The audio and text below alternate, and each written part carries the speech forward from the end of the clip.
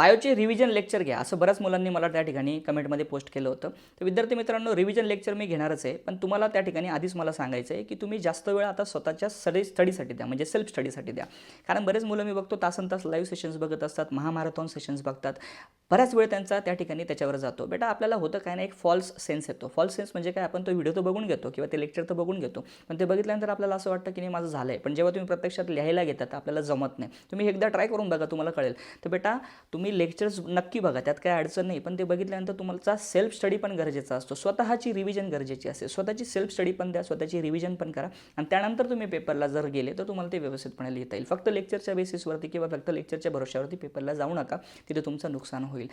ही जी वेळ आहे, म्हणजे स्पेशली बायोलॉजीच्या पेपरच्या अगोदर तुम्हाला 3 सुट्ट्या मिळणार आहेत, तर त्या सुट्ट्यांमध्ये तुम्हाला फक्त आणि फक्त रिव्हिजनसाठी वेळ द्यायचा आहे बेटा. मुलं त्यावेळेस जर तुम्ही फक्त लर्निंग करत असाल, म्हणजे लेक्चर्स बघत असाल, तर वाईट नाही आहे, बघायला हरकत नाही आहे, पण ते लर्निंग म्हणजे तुमच्यासाठी एक फॉल्स सेन्स असतो. परफेक्ट त्या ठिकाणी कमिटमेंट नसते. परफेक्ट कमिटमेंट ही तेव्हाच होईल जेव्हा तुम्ही लेक्चर पण बघता आणि त्यानंतर ते लेक्चर स्वतःच्या लेवलला सेल्फ स्टडी करून रिवाईज पण करताय, तरच तुम्हाला ते एक्झामला आठवेल, अदरवाईज आठवणार नाही. राहिला प्रश्न माझ्या रिव्हिजनचा, तर माझ्याही बाबतीत तेच आहे.